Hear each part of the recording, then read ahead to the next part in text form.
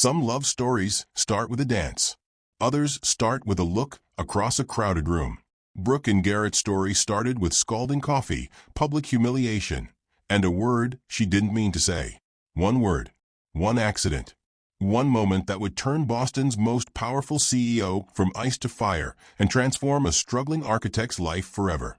But when the cameras started flashing and the world demanded they choose between love and everything they'd worked for, they have to decide if their love is worth risking everything for. If you've ever believed in love born from chaos and second chances, hit that like button and subscribe, because this story is about to get intense. Brooke Ashford's first week at Thorn Architecture had been survival mode, blueprints, deadlines, and pretending she belonged. At 26, she'd fought her way out of foster care and 3 jobs to earn her degree. This position was her shot at something real. Friday morning, she was rushing to the conference room with project files when someone rounded the corner. The collision was inevitable. Hot coffee exploded across a white dress shirt. "Oh God," Brooke gasped, her hands instinctively reaching out. "Darling, I'm so sorry." The words slipped out before she could stop it, a habit from Mrs. Chun, the foster mother who'd called everyone darling and actually meant it. She was dabbing frantically at his chest with napkins when she looked up. Garrett Thorn, 34. The man whose name made junior architects nervous. Green eyes like a winter storm, jaw carved from stone, and an expression that could freeze fire. He caught her wrists, stilling her movements. His grip was firm, but not harsh. "Do you always assault people you've just met, miss?" "Ashford. Brooke Ashford." Her voice came out steadier than she felt. "And I didn't mean to." "You called me darling." His voice was quiet, dangerous. "Why?" "It's just something I say." "I'm sorry, Mr. Thorn. It won't happen again." Something flickered in his expression. Surprise, maybe, or recognition of something he couldn't name. He studied her face for 3 long seconds. "See that it doesn't." He released her wrists and walked away, leaving only the faint scent of expensive cologne and coffee. Brooke stood frozen in the hallway, heart hammering, as her co-worker Jenny appeared beside her. "Did you just?" Jenny whispered. That was Garrett Thorn. Nobody touches Garrett Thorn. "I spilled coffee on him." "You're fired." Jenny whispered. "Probably." But Brooke couldn't shake the way he'd looked at her, not with anger, but with something raw and unguarded before the walls slammed back up. Monday morning, Brooke arrived early. Resignation letter drafted on her phone, just in case. But when she reached her desk, she froze. A top-of-the-line coffee machine sat there, gleaming and impossibly expensive. Attached was a handwritten note on thick cardstock. "Practice. GT." Her hands trembled as she held it. Garrett Thorn didn't give gifts. The man barely acknowledged people existed. "What is that?" Jenny appeared, eyes wide. "I have no idea." "That's a $1,500 machine, Brooke." From him. Before Brooke could process it, her phone buzzed. An email from Garrett's assistant. "Mr. Thorn requests your presence in his office. 9 a.m. sharp." Garrett's office was glass and steel, overlooking Boston Harbor. He stood at the window, hands in his pockets, radiating controlled power. "Sit." Brooke sat, spine straight, prepared for termination. He turned, and those green eyes pinned her in place. "I'm assigning you to the Aaron Thorn Memorial Project." She blinked. "I what?" "It's a building honoring construction workers who've died on the job. Specifically, my twin brother." His voice didn't waver, but something in his jaw tightened. "I read your file, Miss Ashford. You understand loss." The words hit her chest. He knew about her childhood. The 17 foster homes. The aging out with nothing. "Why me?" she asked quietly. "Because I need someone who won't treat this like just another project. Someone who knows what it means to survive." He paused. "And because you're the only person in 3 years who's looked at me like I'm human." The air between them shifted, charged with something neither could name. "I won't let you down, Mr. Thorn." "Garrett," he corrected, and for half a second his expression softened. "If we're working together, use my name." "Garrett," she repeated, testing the weight of it. He nodded once, then returned to the window, dismissing her without words. As Brooke left, she realized two things. Garrett Thorne wasn't the Ice King everyone claimed. He was a man who'd learned to freeze before anyone could hurt him again. And somehow, her accidental darling had slipped through his defenses. Tuesday morning, Brooke arrived at Garrett's office with 3 design concepts. He was already there, reviewing structural reports, a half-empty coffee cup beside him. "You're early," he said without looking up. "So are you." "I'm always early." He closed the file. "Show me what you have." Brooke spread the blueprints across his desk. "The memorial needs to feel like hope, not grief. I designed it with open spaces, natural light, gardens integrated into the structure. A place families can visit and feel peace, not pain." Garrett studied the drawings in silence. When he finally looked up, something had softened in his face. "This is exactly what Aaron would have wanted." "Tell me about him," Brooke said quietly. Garrett's jaw tightened. "Most people didn't ask. Most people avoided the subject entirely." "He was better than me," Garrett said finally. "Kinder. He became a construction worker because he wanted to build things with his hands, not from behind a desk." He paused. 3 years ago, a contractor cut corners on a downtown project. The scaffolding collapsed. Aaron was trapped for 6 hours before. He stopped, the words dying in his throat. Brooke didn't offer empty platitudes. She just nodded, understanding the weight of a loss that never fully heals. "I tried to dig him out myself," Garrett continued, holding up his left hand. A thick scar ran across his palm.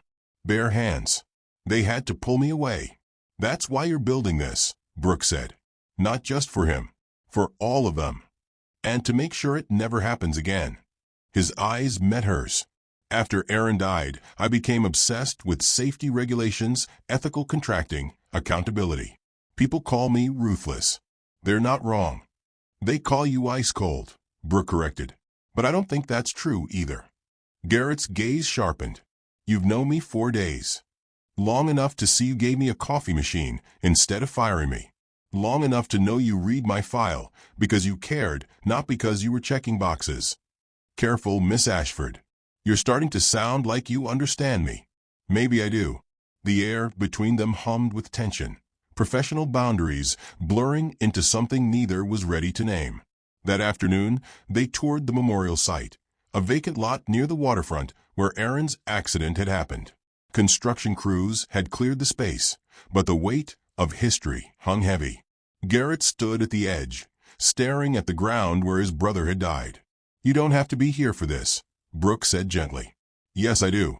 His voice was rough. "I owe him that much." They walked the perimeter in silence. Brooke took notes, measurements, photos. Garrett just watched, hands buried in his coat pockets. "When I aged out of foster care," Brooke said suddenly, "I had $200 and a duffel bag. No family, no safety net. I was so angry at the world for not caring whether I existed." Garrett turned to her, listening. "But then I met this architect, a woman named Dr. Reese, who hired me as an intern even though I had no experience.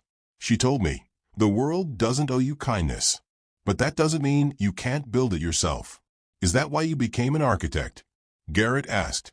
"I wanted to create spaces where people feel like they belong, because I spent 18 years never feeling that way." Garrett was quiet for a long moment. Then, "Aaron used to say the same thing, that buildings aren't just structures, they're promises." "Then let's keep his promise," Brooke said.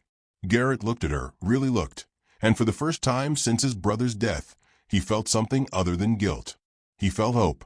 "We start construction next month," he said. "I want you leading the design team." Brooke's breath caught.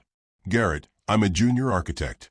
There are people with 20 years more experience. I don't want experience. I want someone who understands what this building means." His eyes held hers. "I want you." The words hung between them, carrying weight neither was ready to acknowledge. "Okay," Brooke whispered. "I'm in." As they left the site, Garrett's hand brushed against hers, brief, accidental, electric. Neither pulled away immediately. And in that moment, both knew this project would change everything. 3 weeks into the memorial project, a pattern emerged. Late nights in Garrett's office, blueprints spread across every surface. Takeout containers stacked in the corner. Brooke learned things about him in those quiet hours. He took his coffee black at 9 p.m. He rubbed the scar on his left hand when stress mounted. He had a tell.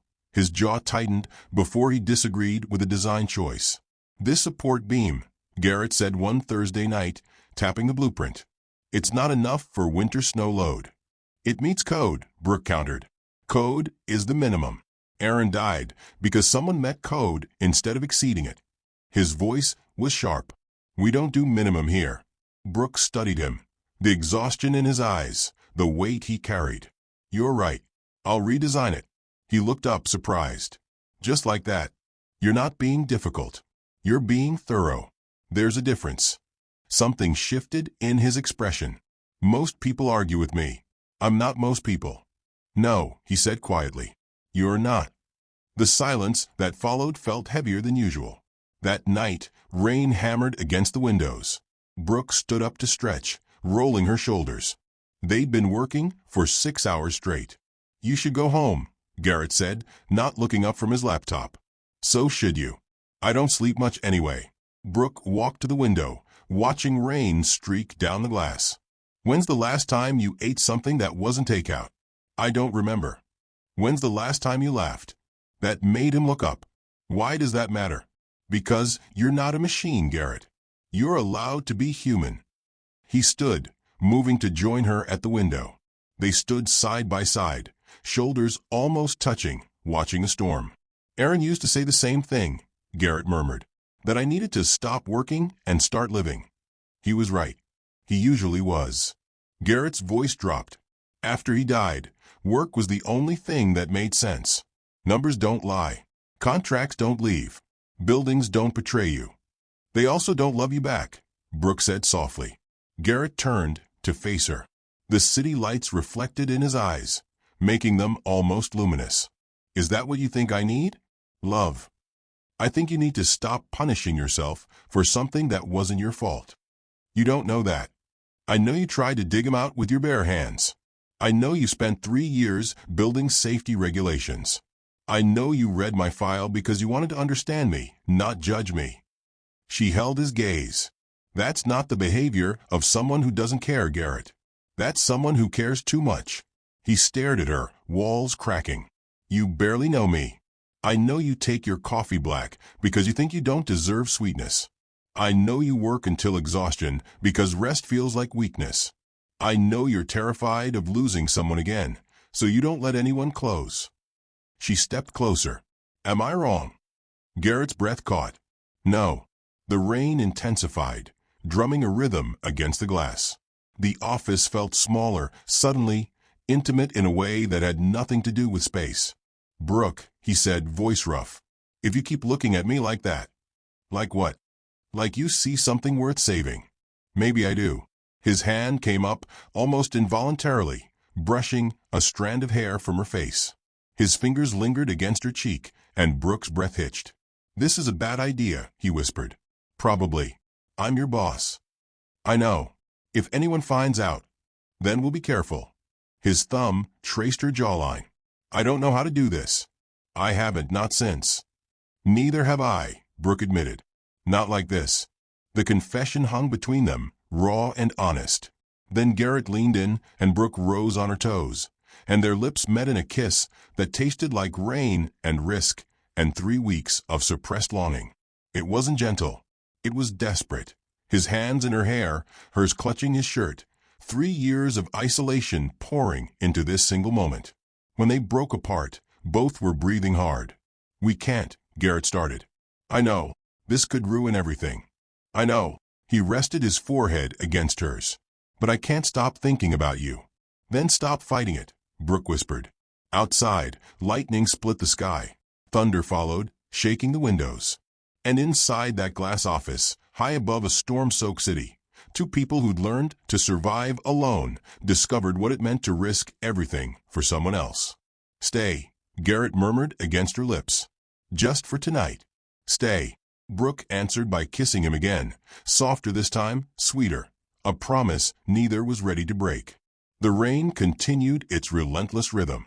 And for the first time in 3 years, Garrett Thorne stopped running from the feeling of being alive. The memorial project consumed them. 2 months of 16-hour days, endless revisions, and the constant dance of maintaining professionalism in public while stealing moments alone. But tonight was different. They'd hit a wall with the City Planning Commission, permit delays, budget concerns, questions about structural integrity that felt personal. At 2 a.m., Garrett sat at his desk, tie discarded, sleeves rolled up, staring at rejection letters from 3 different contractors. Brooke watched him from across the room, saw the way his shoulders curved inward, the defeated slump she'd never seen before. "When's the last time you had something sweet?" she asked. He didn't look up. "What? Coffee keeps you awake, but sweetness reminds you why you're alive." She stood. "I'm making cocoa." "Brooke, we don't have time." "We have 5 minutes." She disappeared into the break room. Garrett heard water running, the microwave humming. When she returned, she carried 2 mugs, steam curling from the surface. "I don't do sweet," he said automatically. "Try it anyway, darling." The word hung in the air, intentional this time, weighted with everything they'd become to each other. Garrett's eyes snapped to hers. "You did that on purpose." "Yes. You're playing a dangerous game." "Maybe I like danger." She set the mug in front of him. "Drink." He took a sip. Rich, warm, with a hint of cinnamon. It tasted nothing like the bitterness he'd grown accustomed to. "Good?" she asked. "Different." He took another sip. "When did you learn I needed this?" "The first night we worked late. You looked at my smile like it was something foreign. Like you'd forgotten what joy felt like." She sat on the edge of his desk. "I decided then that someone needed to remind you." Garrett set the mug down, his hand covering hers. "Do you know what you've done to me?" "What?" "Made me believe again. In things I thought were dead. Hope. Trust. The idea that maybe I deserve something good." Brooke's throat tightened. "Garrett." He stood, moving around the desk, until he was directly in front of her. "That first day, when you called me darling and touched my chest, it wasn't the coffee that burned. It was the realization that someone could see past the armor. I didn't mean to. I know. That's what made it real." His hands came up to frame her face. "Every smile, every late night, every time you challenged me or understood me or just sat in silence with me, you've been rebuilding something I thought was permanently broken." "What if I can't fix all of it?" she whispered. "You already have." He kissed her forehead, gentle and reverent. "You made me want to try again." Brooke pulled him closer, her arms wrapping around his waist, feeling the solid warmth of him. "The contractors will come through. The permits will clear. This building will stand." "How do you know?" "Because you built it on love, not guilt. Aaron would see the difference." Garrett's breath hitched. He buried his face in her hair, holding her like she was the only thing keeping him anchored. "Stay with me," he murmured. "Not just tonight. Stay." Brooke leaned back to look at him. "Are you asking what I think you're asking? I'm asking you to let me love you the way you deserve. Openly. Completely. Consequences be damned. The board will. Let them try." His voice was steel wrapped in silk. "I've spent 3 years being afraid. I'm done." She searched his face, seeing determination where fear used to live. "This could cost you everything. You are everything." The confession cracked something open inside her. Brooke kissed him, deep and certain, tasting cocoa and promises. When they broke apart, Garrett smiled. A real smile, unguarded and beautiful. "What?" Brooke asked, breathless. "You were right. Sweetness does remind me why I'm alive." She laughed, and the sound filled the office like light breaking through clouds. Outside, the city slept. But in that glass tower, 2 people who'd found each other in chaos discovered that sometimes the best foundations are built on faith, not blueprints. For 14 days, they existed in a careful bubble. Professional during office hours, stolen kisses in empty conference rooms, late nights that blurred into early mornings. Brooke had never felt more alive or more terrified. Then came the photograph. It appeared on a gossip blog Tuesday morning, grainy but unmistakable. Brooke and Garrett leaving the office at midnight, her hand on his arm, his head tilted toward hers in a way that spoke of intimacy. The headline screamed, "Ice King melts for mystery woman. Thorne Industries CEO spotted with young employee." By noon, the office was buzzing. By 2 p.m., HR had called Brooke in for questioning. By 4, the board had convened an emergency meeting. Brooke sat at her desk, numb, watching the story spread across social media like wildfire. Gold digger. Using her sob story to trap a billionaire. From foster care to executive suite, oldest trick in the book. Every comment felt like a knife. Not because they hurt her pride, but because they threatened to destroy what she and Garrett had built. Jenny appeared at her desk, voice low. "Brooke, people are saying you planned this. That you targeted him. I didn't." "I know. But they don't." Jenny glanced toward Garrett's office. "The board wants him to make a statement. Distance himself publicly." Brooke's stomach dropped. "When?" "Today." Brooke's phone rang. Unknown number. She almost didn't answer. "Miss Ashford? This is Michelle Landry." The name hit like a punch. Michelle Landry, Garrett's ex. The junior architect whose career had been destroyed when their relationship went public 5 years ago. "I don't think we should." "I'm not calling to threaten you," Michelle interrupted. "I'm calling to warn you. I've seen the photos. I know what's coming." Brooke's hand tightened on the phone. "What do you mean?" "The board will give Garrett an ultimatum. End it publicly or face consequences. He'll try to protect you by taking the blame, but it won't matter. They'll force you out either way." "How do you know?" "Because it happened to me." Michelle's voice was bitter. "I thought love was enough. It wasn't. The moment things got complicated, Garrett chose his reputation over me. And I don't blame him. He was building an empire. But I paid the price." Brooke felt cold. "Why are you telling me this?" "Because you deserve to know what you're up against. And because," Michelle paused, "I saw the way he looked at you in that photo. He never looked at me like that. Maybe you're different. Maybe this time he'll actually fight." The line went dead. Garrett stood before 12 stone-faced executives, each one representing decades of power and tradition. Robert Finnegan, board chairman, spoke first. "Mr. Thorne, this relationship is unacceptable. The optics alone." "Miss Ashford is here on merit," Garrett interrupted, voice cold as steel. "Check her work. Check her credentials. She's earned her position." "That's not the issue," another board member said. "The issue is perception. You're her boss. The power dynamic. I'm aware of the dynamic, which is why I'm prepared to step down as her direct supervisor." The room erupted. "You can't be serious. For a secretary?" "She's not a secretary," Garrett said, voice rising. "She's the lead architect on our most important project, and I won't let you reduce her to tabloid gossip." Robert leaned forward. "Garrett, be reasonable. End this relationship quietly. Issue a statement. We'll spin it as a misunderstanding." "No. Then we'll have no choice but to fire me." Garrett's smile was sharp. "Go ahead. I'll take Miss Ashford with me and start my own firm. Let's see how long Thorne Industries lasts, without the Thorne who built it." Silence. "You're bluffing," Robert said finally. "Try me." Before anyone could respond, the door opened. Brooke walked in. Every head turned. Garrett's eyes widened. "Brooke, you shouldn't." "I know exactly where I should be." Her voice was steady despite her racing heart. She faced the board. "I'm here to resign." "No," Garrett said immediately. Brooke ignored him. "I won't be the reason Thorne Industries loses its CEO. I won't let my presence damage what Mr. Thorne has built." "Brooke, but I want you all to know something." She met each board member's eyes. "I didn't plan this. I didn't target him. I spilled coffee on him by accident. And somehow, in the chaos that followed, we saw each other. Really saw each other. And yes, I fell in love with him.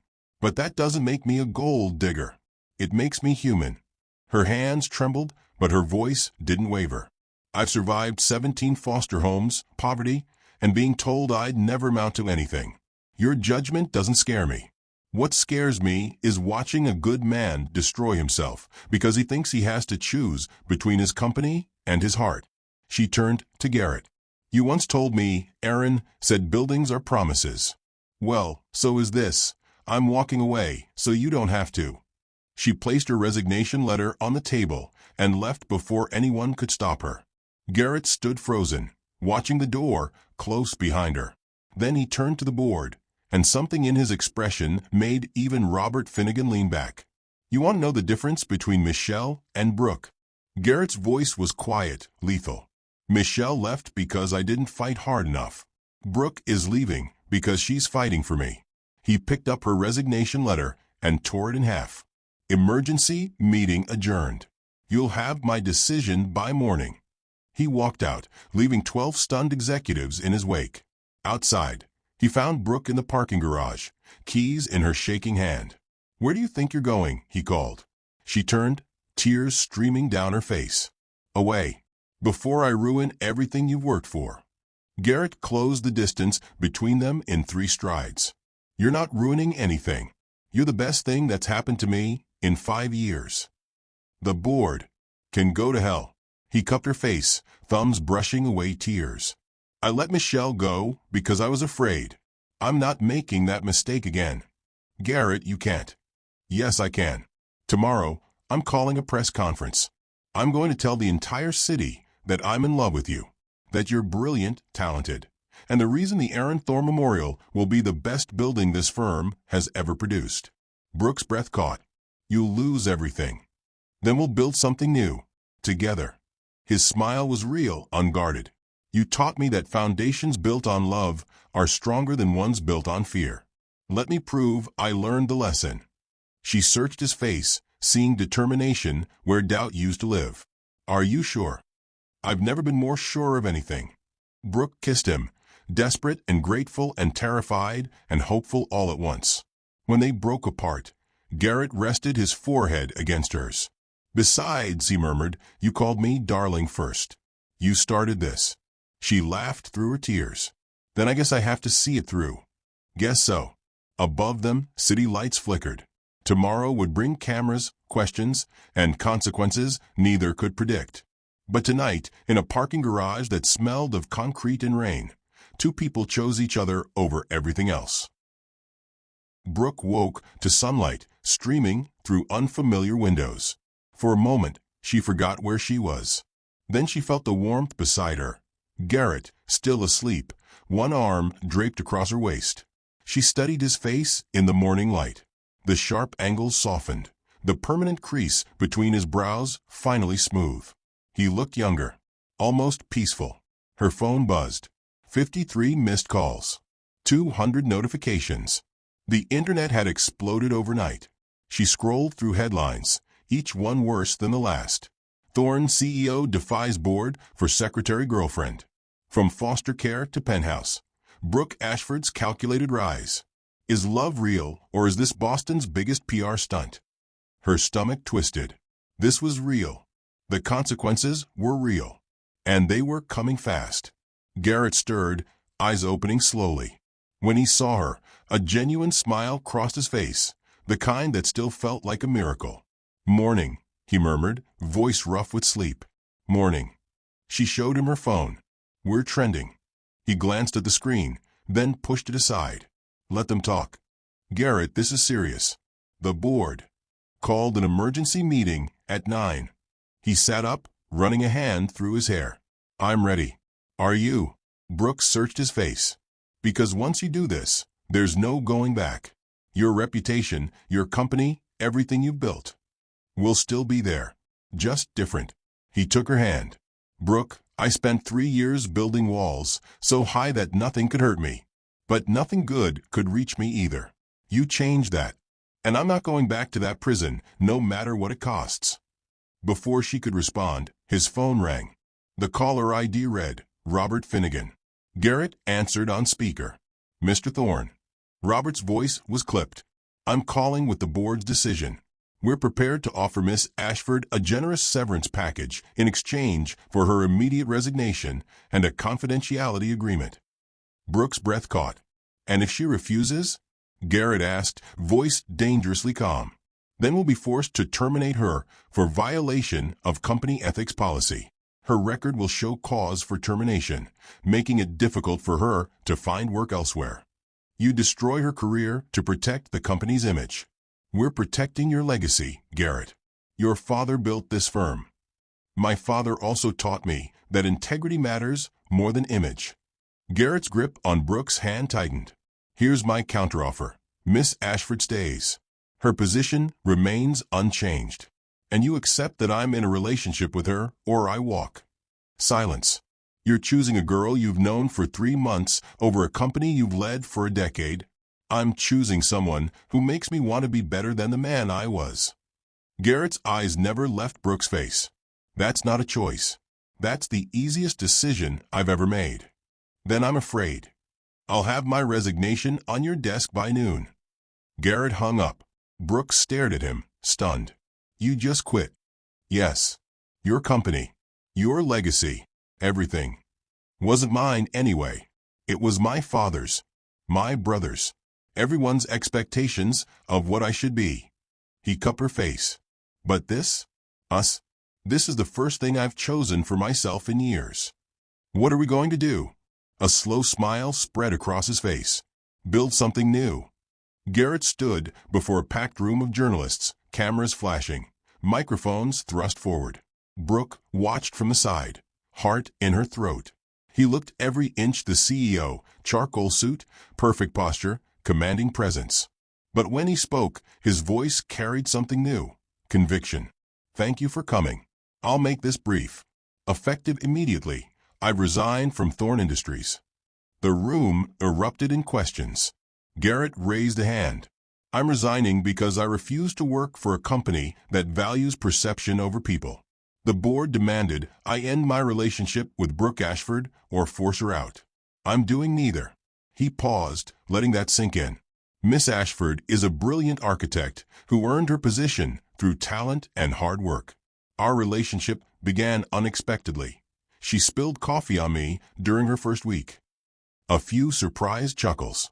But she saw something in me that I'd forgotten existed. Hope. Humanity. The belief that work should mean something beyond profit margins. His eyes found Brooke's in the crowd. She reminded me why my brother became a builder. Not to make money, but to create spaces where people feel safe. A reporter called out. So this is about love? This is about integrity, Garrett corrected. Love is just the reason I finally found the courage to act on it. Another voice. What's next for you? I'm starting a new firm. Ashford and Thorn Architecture. We'll focus on affordable housing, community projects, and buildings that honor the people who construct them. He smiled. And yes, Miss Ashford will be my partner. In every sense of the word.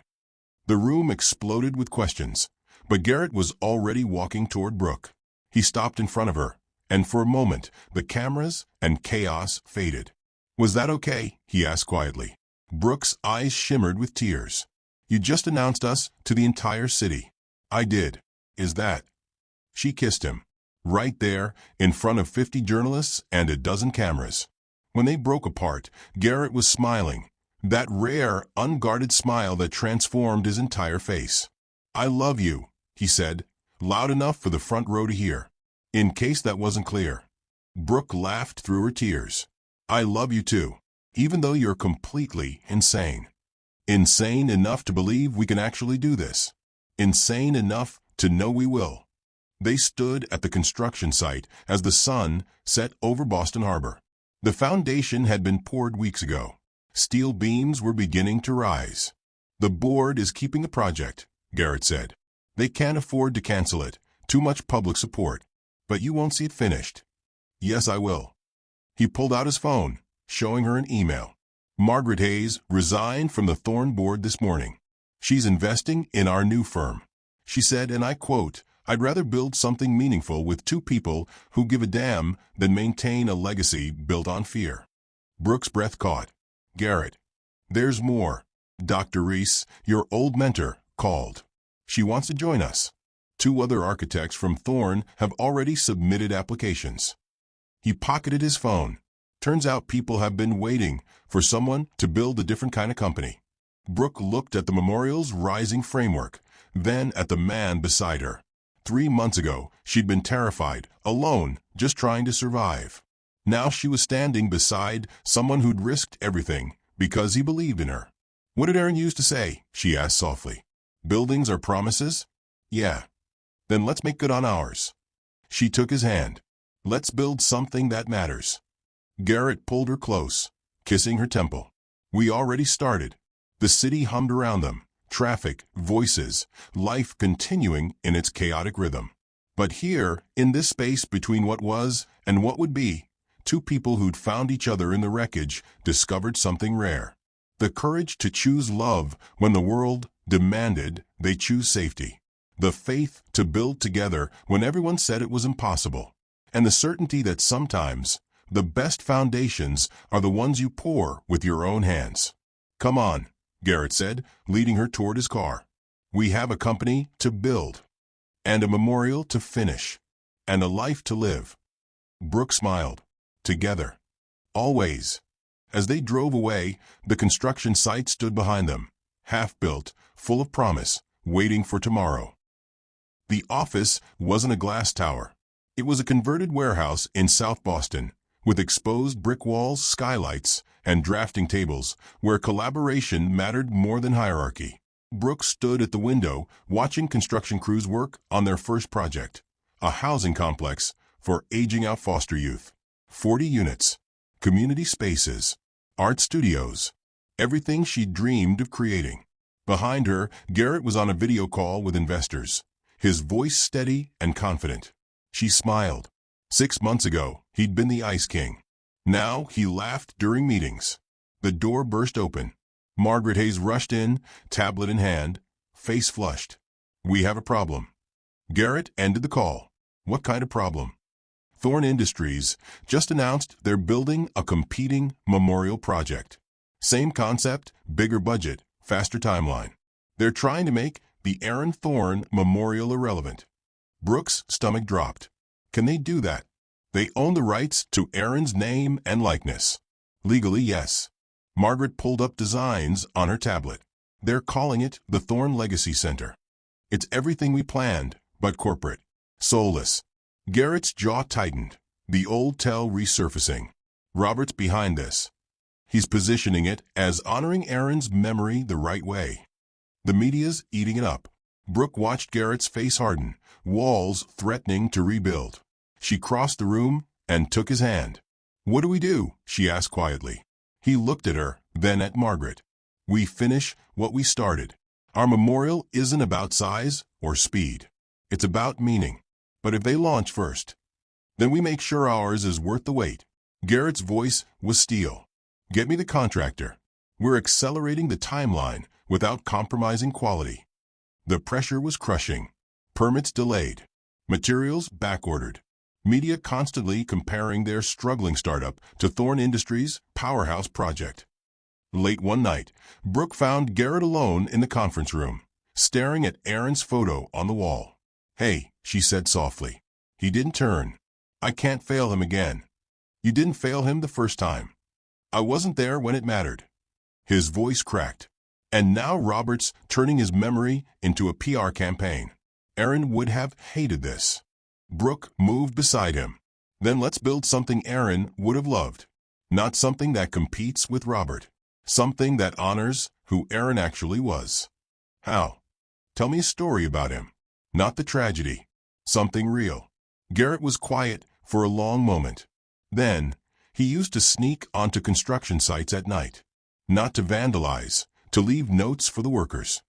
"Thank you for building our future," or "Your hands matter." He believed the people doing the work deserved recognition. Brooke's eyes widened. "That's it." "What?" "We don't just build a memorial. We create a living tribute.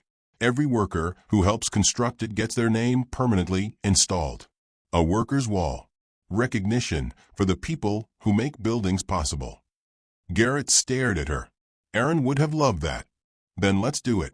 And let's invite the families of every worker who died in construction accidents in Boston over the last decade. Make this bigger than Aaron. Make it about all of them." Something shifted in Garrett's expression. "Robert can't compete with that. His project is about prestige. Ours is about people." Exactly.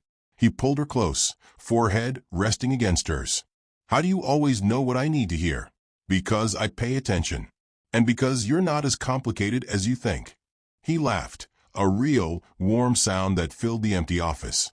The day of the unveiling, the sky was clear. Hundreds of people gathered, families of lost workers, construction crews, community members, press. Thorne Industries had unveiled their legacy center 2 weeks prior. Impressive, expensive, and immediately forgotten. This was different.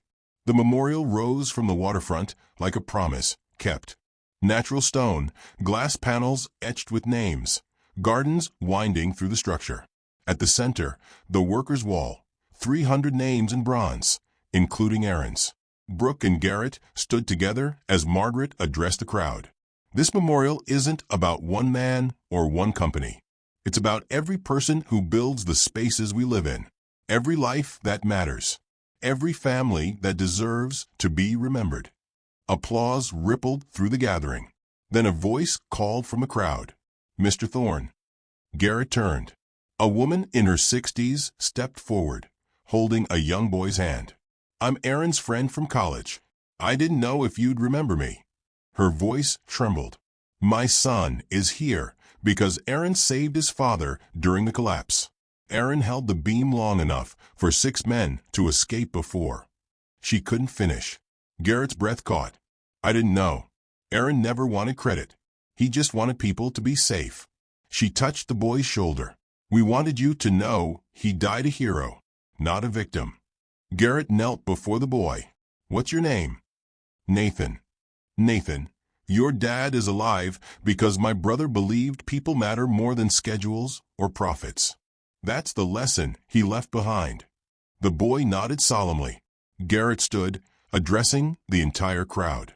Aaron didn't die because he was careless. He died because someone else chose profit over safety. This memorial exists to make sure that never happens again. He gestured to the workers' wall. Every name here represents someone who mattered. A parent, a sibling, a friend. We built this so the world remembers that buildings aren't just steel and concrete. They're built by human hands. And those hands deserve protection, recognition, and respect. The applause was deafening. Brooke squeezed his hand, tears streaming down her face. Later, as the sun set and families placed flowers by the names, Garrett and Brooke stood at the waterfront railing. Robert called. Garrett said, the Legacy Center is being repurposed. Our memorial made theirs look hollow. Good. He also said, Garrett paused. He said Aaron would be proud. Brooke leaned into him. He's right. I couldn't have done this without you. Yes, you could have. I just reminded you why it mattered. Garrett turned to her, eyes soft. Marry me. Brooke's breath stopped. What? Marry me. Right here, where Aaron's memory lives. Where we built something that matters. He smiled. You called me darling and changed my entire life. Let me spend the rest of it proving I'm worthy of that accident. Tears blurred her vision. You don't have to prove anything. Then let me spend it loving you instead. Yes, she whispered. Yes. He kissed her as the last light painted the harbor gold, and somewhere in the wind, it felt like Aaron was finally at peace. Have you ever loved someone who made you believe in second chances? Someone who saw past your walls and refused to give up? Let me know in the comments. And hit that subscribe button, because the final chapter will show you what forever looks like when it's built on truth. 6 months carved themselves into something beautiful. The Aaron Thorne Memorial stood against the Boston skyline like a promise kept. Curved glass panels catching afternoon light. Gardens winding through open spaces where names were etched in stone. Not just Aaron's name, but hundreds. Every construction worker lost to negligence, to corners cut, to profits chosen over people. Brooke stood at the podium, microphone in hand, looking out at faces she recognized. Families who'd lost fathers, brothers, sons. Workers who'd survived collapses that still haunted their sleep. Garrett sat in the front row, watching her with an intensity that made her heart steady instead of nervous. This building exists because one man refused to let his brother's death be meaningless, she began, voice carrying across the crowd. But it stands because all of you believed that loss can become legacy, that grief can build something stronger than stone. A woman in the third row wiped tears. A construction worker in the back nodded slowly. Aaron Thorne didn't die because he was careless. He died holding a beam so 6 men could escape. That's not tragedy, that's heroism. And every name on these walls represents someone who mattered, someone who built the world we live in. The applause started softly, then grew. Garrett stood, and suddenly everyone was standing, and Brooke's vision blurred as she stepped away from the microphone. He met her at the bottom of the stairs, pulled her close without caring about the cameras. He would have loved this, Garrett whispered against her hair. And he would have loved you. The media did what media does. They found the redemption narrative they craved. But this time, the headlines shifted. Love story that built a legacy, and from scandal to tribute. How 2 architects changed Boston. Brooke's phone buzzed one evening as she and Garrett reviewed designs for their next project. Unknown number. She almost ignored it, but something made her answer. Miss Ashford? It's Michelle. Brooke's breath caught. She glanced at Garrett, who'd gone still. I'm not calling to cause problems, Michelle continued quickly. I saw the memorial ceremony. I saw how he looks at you. A pause. I wanted to say, I'm sorry for the things I said during the board drama. And I'm happy he found someone worth fighting for. Brooke's throat tightened. Thank you. That means more than you know. I wasn't brave enough to fight alongside him. But you are. Don't ever stop. The line went quiet, but the weight lifted. Garrett took the phone gently, set it aside, and kissed her forehead. She's right, you know. You make me braver than I've ever been. 1 year later, they stood in an empty warehouse in South Boston, exposed brick walls, skylights flooding the space with afternoon gold. Decades of industrial history waiting to be transformed. This is it, Brooke said, turning in a slow circle. This is where we build something new.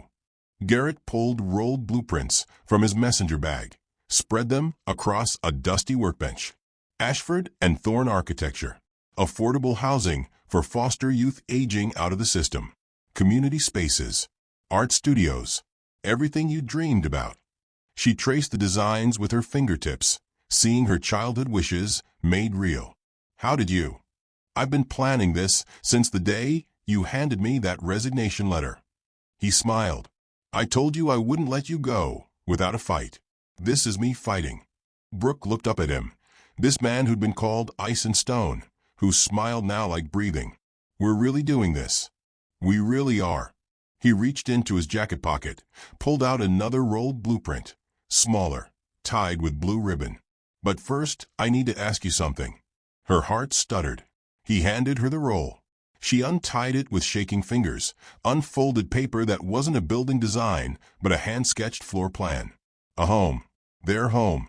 With annotations in his precise handwriting. Library for Brooke's books. Studio with north-facing light. Garden where we'll grow tomatoes badly. At the bottom, in careful script. Build a life with me, darling. Tears blurred the lines. Garrett. I don't have a ring yet, he said, voice rough. I wanted to do this right. Design something together, the way we do everything now. Yes. The word broke free on a laugh. Yes, you ridiculous man. Yes. He kissed her like he was memorizing the moment, hands framing her face, thumbs brushing away tears. When they broke apart, he was grinning, that unguarded smile that still felt like witnessing miracles.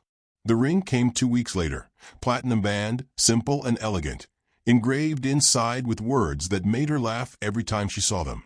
Practice. GT. Their wedding happened at the Memorial Building, where it all began making sense. Small and intimate, 40 people who actually mattered. String lights wrapped around steel beams. Aaron's photograph in the front row, wearing the smile Garrett finally allowed himself to match. Brooke wore ivory silk that caught the sunset. Garrett wore charcoal gray and an expression like he'd won something he'd stopped believing he deserved. Margaret Hayes officiated, because she'd been the first board member to believe in them. Marriage isn't about perfection, Margaret said, looking between them. It's about finding someone who makes your mistakes worth making. Someone who sees your worst and stays anyway. Garrett's vows came first, voice steady despite the emotion in his eyes. I spent 3 years believing I didn't deserve happiness, that everything good would crumble if I touched it. You taught me that mistakes don't define us. How we respond to them does. You make me want to respond with courage instead of fear. Brooke's turn. She held his hands, felt them tremble slightly. I grew up thinking I had to earn love, that I had to be perfect or useful or convenient. You taught me that walls are built to be torn down by the right person. And you're my right person, always. They kissed as the sun set through glass panels, painting everything gold. 2 years later, Brooke stood in the kitchen of the home they designed together, the one from the blueprint proposal. Her hand rested on the swell of her belly, 6 months along, watching Garrett sketch adjustments to the nursery plans. He looked up, caught her watching, smiled. What? Nothing. Just memorizing you happy. He stood, crossed to her, placed his hand over hers on their growing daughter. I'm designing a bookshelf, built-in, wrapping around the window seat, so she'll grow up surrounded by stories. Like her father's? Like ours. He kissed her temple. Coffee. Decaf, please. He returned minutes later with a mug and a sticky note on the handle. For our darling. GT. Brooke laughed, the sound filling their sun-soaked home. Are you going to leave notes our whole lives? Absolutely. He pulled her close, careful of her belly. You started this, remember? One accidental word that changed everything. She tilted her face up to his. Best mistake I ever made. Second best, he corrected, kissing her softly. The best one is happening right now. And tomorrow. And every day after. Outside their window, the city hummed with afternoon traffic. Somewhere across Boston, the memorial building stood gleaming, Aaron's name carved in bronze alongside hundreds of others who'd built the world with their hands. And inside this home they designed together, two people who'd learned that the biggest risks lead to the most beautiful rewards stood wrapped in golden light, blueprints scattered across countertops, a future sketched in love instead of fear. Some stories start with meet cuties. They're started with coffee, chaos, and one word that changed everything. Because sometimes, darling is just another word for destiny.